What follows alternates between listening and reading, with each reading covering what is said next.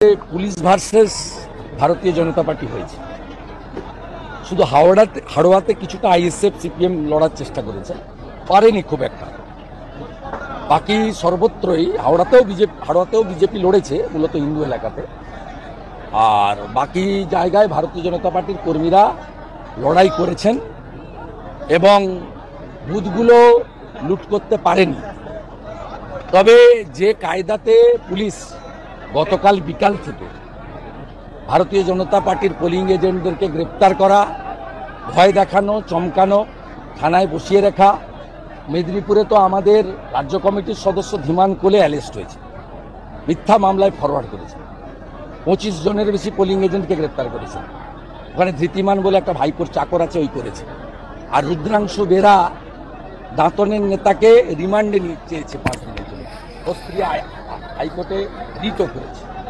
ঠিক একইভাবে একজন আদিবাসী প্রার্থী রাহুল লোহার, তার গাড়ি ভাঙা হয়েছে, তার সঙ্গে থাকা লোকেদের উপর আক্রমণ করা হয়েছে এবং কিভাবে সন্ত্রস্ত করা হয়েছে তারপরেও আমরা রিপোর্ট নিচ্ছি।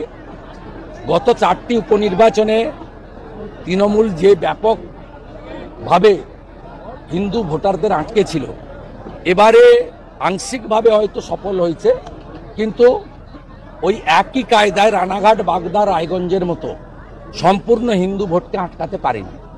হিন্দুরা প্রায় 70% বেরিয়ে ভোট করার চেষ্টা করেছেন এবং ইলেকশন কমিশন, অবজারভার এবং এখানকার সিও মমতার ক্যাডার আরিজ আফতার, এদের ভূমিকা অত্যন্ত জঘন্য ছিল। ক্ষেত্রে ক্ষেত্রে সেন্ট্রাল ফোর্সের ভূমিকা ভালো ছিল, বিশেষ করে তালডাংরা এবং মেদিনীপুরে, কিছুটা নৈহাটিতে। কিন্তু সেন্ট্রাল ফোর্সের ভূমিকা আমরা দেখতে পাইনি সিতাইতে, হাড়োয়াতে, মাদারিহাটে। তাই সামগ্রিকভাবে এই জানকারিগুলো, ইনফরমেশনগুলো আমি আপনাদের দিচ্ছি।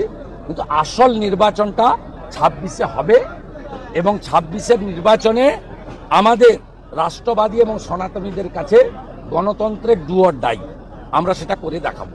মানুষ জোট বাঁধছেন।